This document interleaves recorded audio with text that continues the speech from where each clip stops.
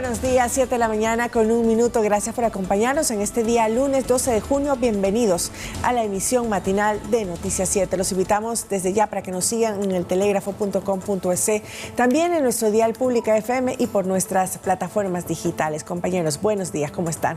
Buenos días, Meche, Andre, Lautaro. Feliz inicio de semana para todos. Aquí iniciamos con mucha información y es que, ojo, el día de mañana se termina ya el plazo para la inscripción de candidaturas para las elecciones excepcionales. Tentativamente habrían 8 binomios presidenciales, pero sorpresivamente también les tenemos información de última hora porque Pachacutic decidió apoyar la candidatura de Yacu Pérez. Sin embargo, el CNE no permitió que entre en la alianza correspondiente. Le contamos por qué. Así es. Y también en ese sentido, este fin de semana se llevaron a cabo algunos procesos de democracia interna. Uno de ellos, el del correísmo, en donde sorprendió también la decisión de sus autoridades de poder calificar el binomio Jorge Glass con Luisa González. Sin embargo, esto no sucedió. Además de aquello, ustedes recordarán, el fin de semana supimos que restituyeron los derechos políticos a Jorge Glass. Bueno, el juez que realizó esta acción, ayer en la noche, tarde, se allanó su casa. Ya le contamos más adelante por qué y de qué trata todo este enrollo. Y también hoy hablaremos, por cierto, buenos días buenos días por ustedes también. Hablaremos también de Esmeraldas porque se van a entregar 12,9 millones de dólares para obras en esa provincia, donde por cierto sigue lloviendo y hay preocupación de que se puedan reactivar y recuperar, dado que el clima no perdona en la provincia verde. Vamos de inmediato con la información.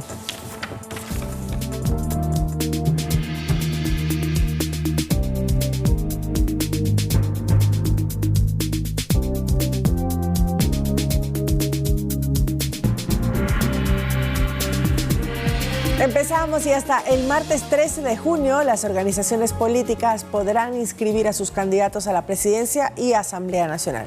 Tentativamente se conocen 8 binomios presidenciales, de los cuales apenas uno está calificado en firme por el CNE y 3 aceptaron sus precandidaturas como un paso previo a su inscripción. Veamos. Este fin de semana concluyó el plazo para que las organizaciones y movimientos políticos cumplan con sus procesos de democracia interna y escojan a los candidatos para las elecciones anticipadas. De esta manera ya se definió el cuadro tentativo de 8 binomios presidenciales, 7 hombres y una mujer, quienes aspiran a la primera autoridad del país. El pasado sábado, el binomio de Otto Sonnenholzner y Erika Paredes acudieron al CNE a aceptar su precandidatura. Hoy acepto la candidatura a la presidencia de la República. Lo hago con convicción y compromiso. Vamos a trabajar juntos para enfrentar tantos problemas y encontrar soluciones reales. Lo propio hicieron Fernando Villavicencio y Andrea González bajo el auspicio del movimiento Construye. Bolívar Armijos y Linda Romero por el movimiento Amigo también aceptaron días atrás su participación en los comicios. Hasta la fecha, Daniel Noboa y Verónica Abad de la Alianza Acción Democrática Nacional son los únicos formalmente inscritos en el CNE para formar parte de la papeleta del próximo 20 de agosto. Ha cumplido ya con todo, no ha habido objeciones. El Pleno aprobará la candidatura de forma oficial y en firme. Este fin de semana también se confirmó el binomio que participará por la Revolución Ciudadana. Se trata de Luisa González y Andrés Arauz. Esto luego de que Jorge Glass declinara su participación. Orgullosísima de ser mujer elegida en una democracia interna en nuestro proyecto político. Jan Topic y Diana Jacome es otro de los binomios que deben formalizar su precandidatura. De la misma manera, Yacu Pérez y Nori Pinela, y Javier Hervás con Luz Marina Vega. Según el CNE, hasta la fecha se registraron 33 alianzas, 4 de carácter nacional y 16 provinciales validadas, y 13 que están en proceso de validación. Las organizaciones políticas tienen hasta el martes 13 de junio a las 23:59 para inscribir a sus binomios presidenciales y aspirantes a la Asamblea Nacional. Olga Velasco, Noticias 7. Muy bien, y como ya lo adelantábamos entonces, hace poco el Movimiento Plurinacional Pachacutic, esto ocurrió la noche de ayer en una asamblea celebrada el domingo, decidió apoyar la candidatura presidencial del líder indígena Yacu Pérez e integrarse a la alianza, claro, conformada por Democracia Sí, Unidad Popular y el Partido Socialista. La alianza que se concreta incluso, que está concretada ya, incluso estableció una lista unánime de candidatos a asambleístas. Sin embargo, el Consejo Nacional Electoral negó la posibilidad de que Pachacutic ingrese en esta alianza debido a que le solicitó fuera de tiempo, no lo reconoce.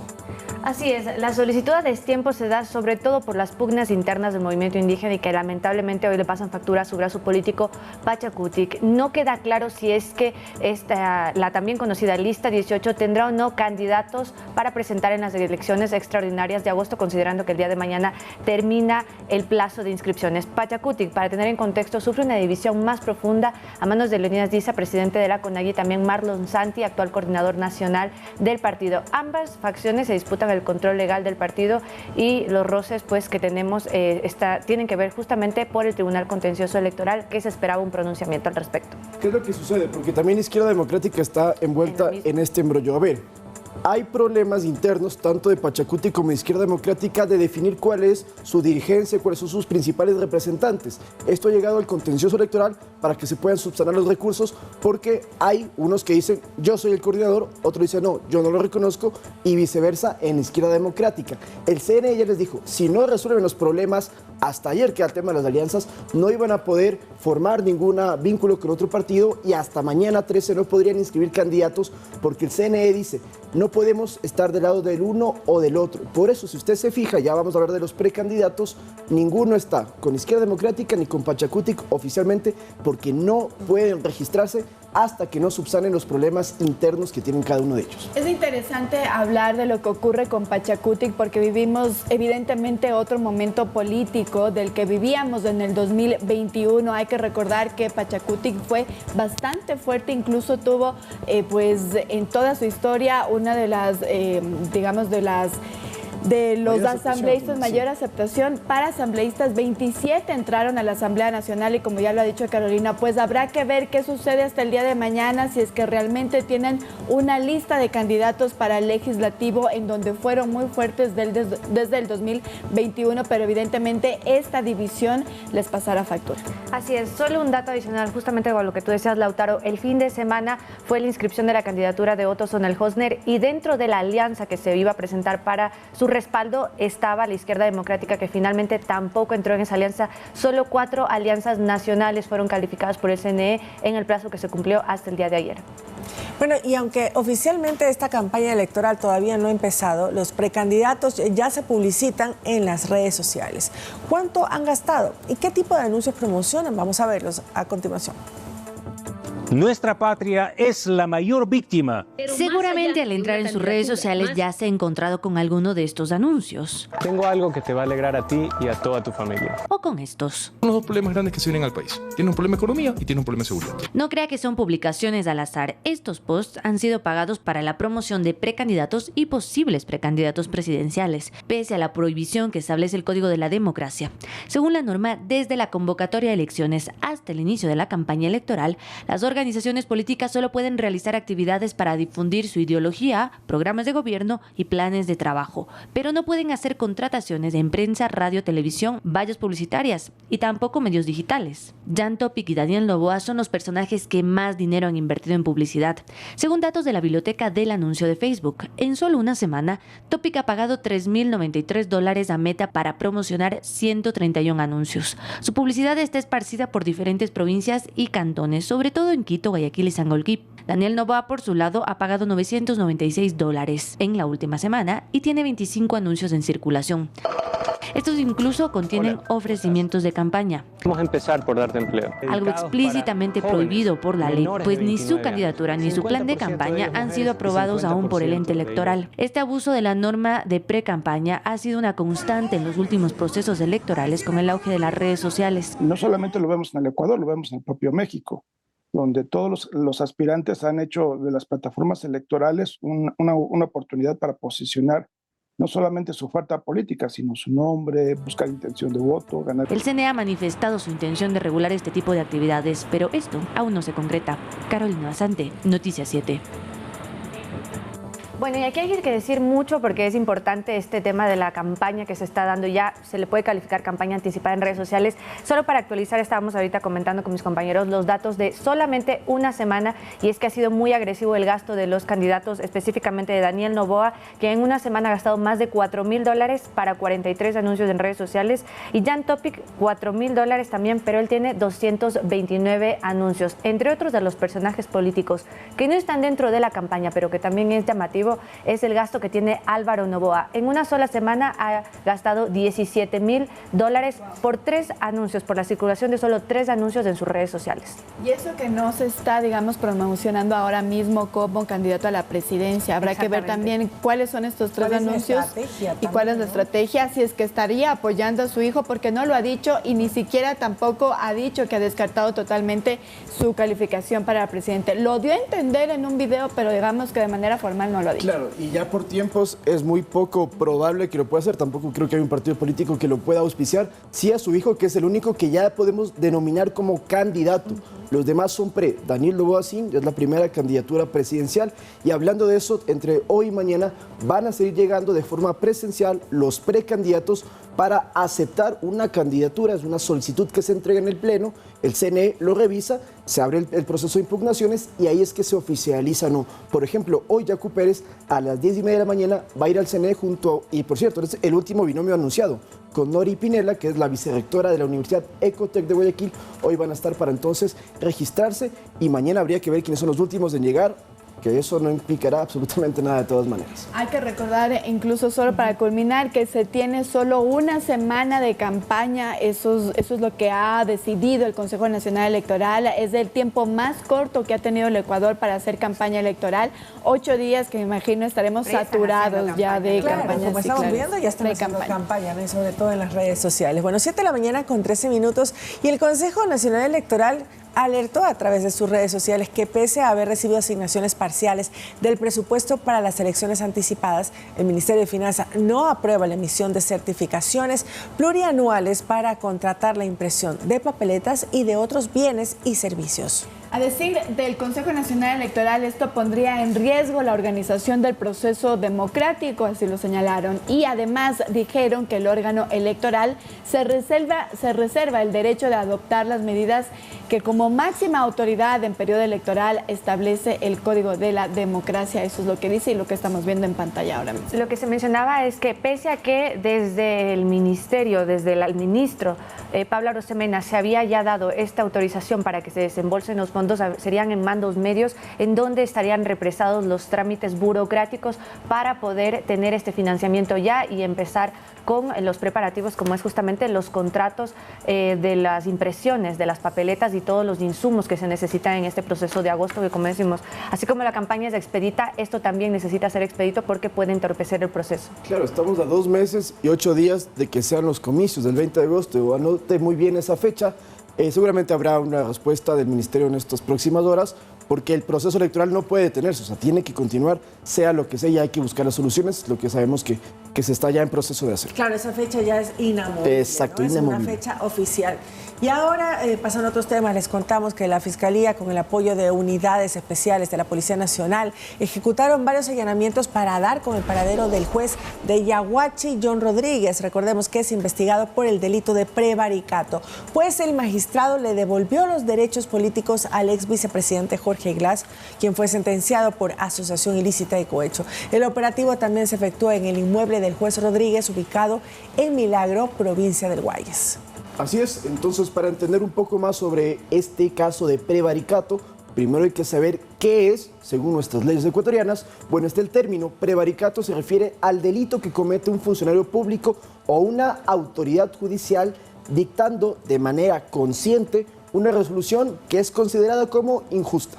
Muy bien, y teniendo eso en claro, a pesar de que se han cuestionado decenas de fallos polémicos en acciones constitucionales, no solo sobre el juez de Yaguachi, sino sobre varios y el sistema judicial en general, que han aplicado acciones constitucionales sospechosas en varios casos como habeas corpus, medidas cautelares y acciones de protección a favor de delincuentes, la justicia no ha podido actuar en contra de los jueces que lo dictaron, porque en 2018 la Corte Constitucional dictó una sentencia que establecía que pesar de que el Código Orgánico Integral Penal señala que todos los jueces que prevariquen son susceptibles de procesos penales, se tiene como excepción a los jueces que actúan en acciones constitucionales.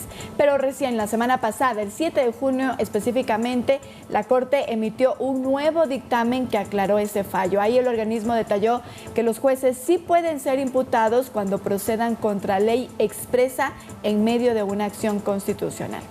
Teniendo eso en claro y volviendo al tema de Glass, Iván Saquicela, el presidente de la Corte Constitucional, se pronunció y dijo que el juez ha cometido un delito de prevaricato. Saquicela aseguró que esta sentencia se refiere exclusivamente al contexto de la Asamblea Nacional, el juicio político, y que no le habría notificado la suspensión de derechos políticos por parte de la Contraloría General del Estado y que no consta en el Ministerio de Trabajo, pero no tiene nada que ver, mucho menos dejar sin efecto dos sentencias, una por el caso Sobornos y otra por el caso Odebrecht.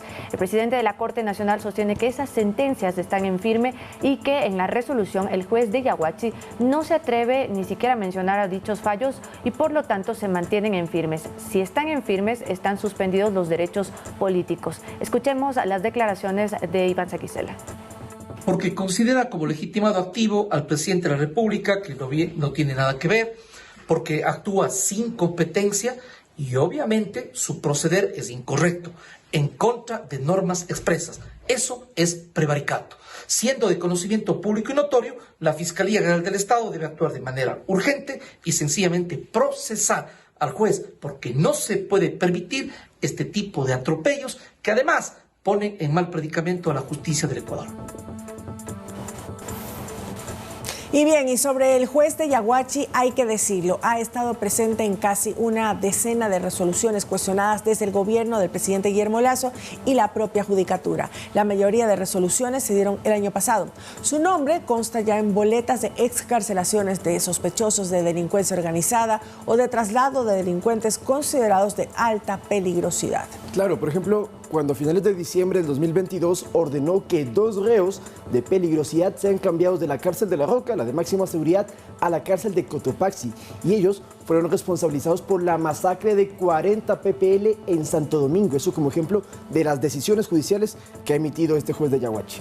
Entre otras, a inicios del mismo mes de diciembre, el Sistema de Atención a Personas Privadas de la Libertad denunció que el juez Rodríguez resolvió declarar la ilegalidad de la detención de Alexander Ariel Quesada San Martín, alias Ariel, considerado por la policía como uno de los principales cabecillas de la agrupación delincuencial Los Lobos.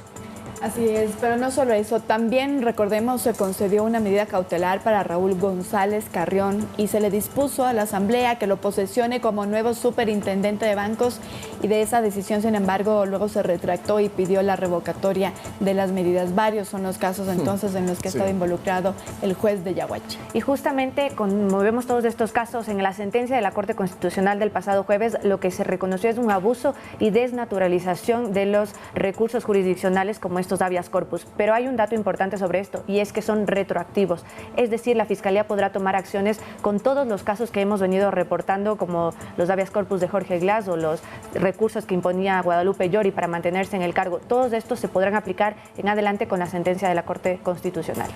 7 de la mañana, 19 minutos, es momento de avanzar, nos vamos a una pausa y regresamos con mucho más. A una semana de las inundaciones que afectaron varios cantones de Esmeraldas, el presidente Guillermo Lasso se reunió con las principales autoridades de la provincia. En la cita entregó 12,9 millones de dólares para obras de emergencia, tanto a nivel vial, saneamiento, alcantarillado y agua potable, y para la construcción de un sistema de riego, entre otras. Los recursos que provienen del Banco de Desarrollo fueron entregados a la Prefectura de Esmeraldas y a los gobiernos municipales de Quinindé, Río Verde y Eloy Alfaro. El Ministerio de Inclusión Económica y Social, por su parte, el ministro, lo dijo ya, que él será el enlace entre las autoridades locales y el gobierno central para verificar el cumplimiento de los proyectos. Escuchemos un extracto de las declaraciones del primer mandatario. Hasta el momento hemos entregado 1.980 kits o raciones de alimentos, 500 camas con cobijas y colchones y 1.760 kits de vestimenta. Hemos trasladado en total hacia Esmeraldas 2.895 kits de alimentos, 3.000 toldos, 500 kits de limpieza y 2.400 colchones y camas en total. Entre lo entregado y lo que ya está posicionado aquí en Esmeraldas para poder entregar a la población, suman $540.000. Muy bien, estas fueron las declaraciones de Cristian Torres, director de la Secretaría de Gestión de Riesgos. Ahora sí vamos a escuchar lo que dijo el primer mandatario Guillermo Lasso. Vamos a hacer con toda la mayor voluntad con Esmeraldas todo el esfuerzo necesario para poder financiar los proyectos que aquí se han definido como prioritarios, que tienen que ver con muros de contención, tienen que ver con vías y tienen que ver con proyectos de agua potable y alcantarillado. Así que vamos a trabajar junto con la prefecta y con los 7 alcaldes para poder mitigar los riesgos que se han presentado por las altas lluvias, intensas lluvias, y también por lo que puede venir con el fenómeno del Niño a partir del último trimestre de este año. Le preguntaban al gobernador de Esmeraldas, Frickson Erazo, bueno, el tema de la recuperación de la provincia, ¿cuánto tiempo podría demorar? Y él dijo que quizás sean meses porque, según el pronóstico del INAMI, siguen las lluvias y eso puede complicar cualquier tipo de acción, y además con el tema del agua potable dice que es una necesidad muy grande que tienen porque el 67% de la provincia no cuenta con líquido vital en buenas condiciones. Eso es algo grave, y además de las lluvias el problema también es la temperatura. Según hemos podido registrar, por ejemplo, el fin de semana, que no llovió, que hizo bastante sol, el calor era de 32 grados y también registran malos olores en ciertas zonas que están también afectadas. Es toda una serie de contingente que tiene que prepararse. Los daños, las pérdidas cuantificadas todavía no se tienen porque están sectorizando para saber cuánto han sido entonces lo que ha causado estas fuertes lluvias que no son el fenómeno del Niño todavía. Bueno, y se están atendiendo las emergencias primero antes de poder tener ya un registro de los daños. Y Ecuador recibirá $150 millones a través de un crédito del Banco Mundial para así atender la infraestructura vial afectada por eventos naturales. El Ministerio de Transporte y Obras Públicas se encargará de implementar el proyecto de emergencia y de reconstrucción en zonas afectadas por el sismo del pasado mes de marzo y los daños ya que provocaron las intensas lluvias de la época invernal. El objetivo es atender la conectividad y el mejoramiento de la red vial estatal. El financiamiento aprobado es de tasa fija, reembolsable en 20 años, incluidos 8 años de gracia, es decir, empezaría a pagar en el año 2031.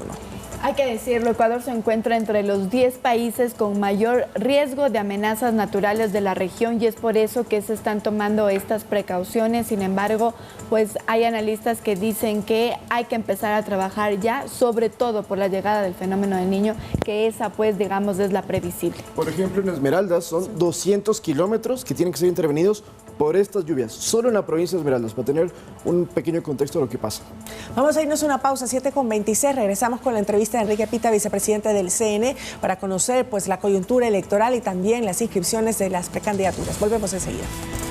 Estamos de regreso cuando son las 7 de la mañana, 42 minutos. Les contamos que tras la denuncia de la periodista Verónica Ibarra, quien reveló ser víctima de maltrato por parte de su cónyuge, quien es funcionario diplomático en Panamá, y solicitar ayuda a las autoridades gubernamentales para retornar a Ecuador, el canciller Gustavo Manrique informó que ya conoció el caso y le brindan el apoyo necesario para solucionar su situación.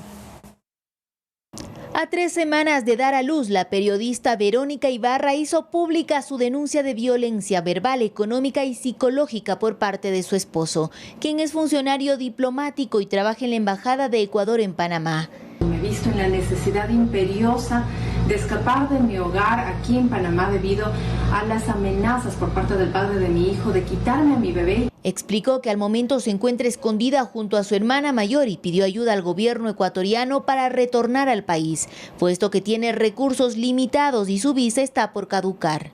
Y debido a la inmunidad diplomática con la que él cuenta, no me han podido dar medidas de protección, más bien se las han dado a él. Y de hecho, mi agresor me ha denunciado ante las autoridades panameñas para que la policía me ubique, me quite mis 2 hijos y se los entregue a él. Diario El Telégrafo tuvo acceso a las denuncias presentadas en Panamá, tanto por Verónica Ibarra como por el padre de su hijo Enrique Octavio Gómez. Según consta en el documento del pasado 7 de junio, la comunicadora ecuatoriana explica que el problema inició cuando le contó a su cónyuge su deseo de volver a Ecuador. Él le respondió: te puedes largar, pero a mi hijo no te lo llevas. Yo voy a usar todas mis influencias. Te lo voy a quitar. No te lo vas a poder llevar de aquí. En el documento, Ibarra explica las múltiples formas de violencia a la que le sometió su esposo. Por ejemplo, cuenta que constantemente recibía comentarios de su pareja como: vieja y usada, panzona, estás vieja y con 2 hijos. Si te dan trabajo es porque quieren acostarse contigo, tonta. Tras esta denuncia, su esposo Enrique Gómez presentó un documento para solicitar el reintegro inmediato al hogar de su hijo menor. En él se expone que Ibarra actúa de manera irracional por un posible síndrome de depresión posparto. De su lado, el ministro de Relaciones Exteriores, a través de su cuenta de Twitter, indicó que la Cancillería del Ecuador, desde el momento que conoció el caso de Verónica Ibarra, ha tomado contacto con ella para obtener todos los detalles. Estamos dándole todo el apoyo y acompañamiento necesario para que junto a sus hijos pueda solucionar inmediatamente su situación, añadió. Olga Velasco, Noticias 7. Y bien, estaremos atentos a este caso, haremos seguimiento pertinente para informarlos, amigos. Y ahora vamos con otras informaciones. Presten atención porque inició el proceso de reclutamiento para seleccionar a 7.300 nuevos policías. Los cupos disponibles son para 5.800 hombres y 1.500 mujeres. La convocatoria inicia este miércoles 14 de junio y la disponibilidad está abierta para...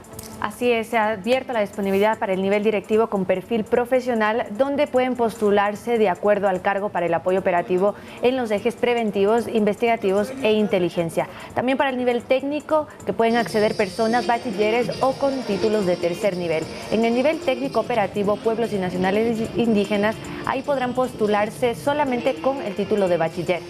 Si usted está interesado, ponga mucha atención porque usted podrá inscribirse, ya lo tenemos también en pantalla, en la página web www.reclutamiento.policia.gov.es, es donde usted puede inscribirse si es que usted cumple todos los requisitos. Claro, porque luego de todo eso hay una serie de pruebas, tanto psicológicas, físicas, también le revisan el historial, para evitar que haya uniformados que tengan nexo con las bandas del crimen organizado. Tenemos las declaraciones entonces sobre este tema, escuchémoslas por favor. Con este llamamiento se cumple un hito en el fortalecimiento del músculo humano y operativo de la institución policial gracias al apoyo del Gobierno Nacional. De acuerdo al cronograma establecido y cupos asignados para la postulación de cada llamamiento, el proceso de registro de datos inicia desde las 0 horas del miércoles 14 de junio hasta las 23 horas 59 minutos del 25 de junio del 2023, de acuerdo al llamamiento y cargos habilitados. 124 reos de la cárcel de Esmeraldas ya fueron trasladados este sábado 10 de junio hacia otros recintos penitenciarios. Así lo informó el Servicio Nacional de Atención Integral a Personas Privadas de la Libertad, SNAI. Además, detallaron que estas acciones forman parte de operativos desplegados por la seguridad en los centros de rehabilitación para prevenir hechos violentos y cuidar la integridad de los internos. Un operativo similar se efectuó un día antes en la cárcel del Inca, en el norte de Quito, donde 64 PPLs fueron trasladados a otras prisiones del país. Lo que ha dicho el Servicio Nacional de Atención a Privados de la Libertad es que no se puede, por temas de seguridad, revelar a qué centros penitenciarios han sido trasladados estas personas privadas de la libertad. Así es, y en otro tema, el gobierno ratificó la soberanía sobre las Islas Galápagos. Así lo detalló la Secretaría General de Comunicación de la Presidencia a través de un comunicado, en el que se indica que tras las inquietudes del canje de la deuda y el funcionamiento del Galápagos Life Fund, el gobierno reafirma su compromiso con la ciudadanía y la conservación de la biodiversidad del país. Se aclara también que el Galápagos Life Fund es una entidad privada cuyas inversiones provienen de fundaciones y no implican en lo absoluto el uso de fondos públicos, el mismo que cuenta, por cierto, con 11 miembros del directorio, de los cuales 8 son ecuatorianos, son ministros también, y 3 son extranjeros, entre los que están autoridades, como ya hemos dicho, del Ministerio de Ambiente, de Defensa, de Relaciones Exteriores, de Producción, entre otros. Finalmente se aclara que la constitución del fondo es blindarlo de influencias políticas que quieran hacer mal uso de sus recursos económicos y así asegurar que el dinero sea destinado exclusivamente a la conservación, a la pesca sostenible en nuestro país. Muy bien, y ahora cambiamos de tema porque este fin de semana se desarrolló el tradicional Corpus Christi en Pujilí, provincia de Cotopaxi. Cerca de 15,000 personas participaron de esta festividad religiosa que se celebra con procesiones y danzas que recorren las principales calles de la localidad, haciendo gala de toda su alegría, tradición y cultura. Las fiestas del Corpus Christi en Pujilí fue declarada Patrimonio Cultural Intangible de la Nación y es una expresión de la comunidad en la celebración instituida al cuerpo y a la sangre de Cristo, donde los visitantes pueden disfrutar, además de una feria turística, artesanal, productiva, comercial y gastronómica. ¿Ustedes han ido al Corpus Christi, amigos? Que yo no he tenido la suerte, me gustaría mucho, viendo las imágenes, es algo muy colorido, sí, simpático. Y muy ecuatoriano, que hay que conocerlo y experimentarlo, claro que sí. Continuamos, 7 de la mañana, 50 minutos. Petroecuador informó los nuevos precios de los combustibles, mucha atención, que regirán desde el día de hoy, 12 de junio. En un comunicado, la empresa estatal de petróleo señaló que a partir de las 0 horas de este lunes, el nuevo precio referencial para comercializar la gasolina premium es de $3.92 cada galón y la Eco Plus es de $2.99 cada galón. De acuerdo a Petroecuador, el cálculo de este valor que es liberado fue realizado con base a los precios actuales del petróleo y sus derivados en el mercado internacional, especialmente el WTI, que es el que marca el referente para los crudos Oriente y Napo. Petroecuador también resaltó que solo reciben subsidio por parte del Estado con un precio congelado en las gasolinas Extra y Ecopaís, que cuestan, atención, $2.40 cada galón, y el diésel que está a $1.75 cada galón. Si a usted le venden a un precio que no es el que hemos mencionado, pues está cometiendo una irregularidad y usted lo puede denunciar. Muy bien, entonces ya lo tenemos ahí en el comunicado. Nuevamente, el galón de la gasolina premium es de $3.92 y de la Eco Plus $2.99 por galón.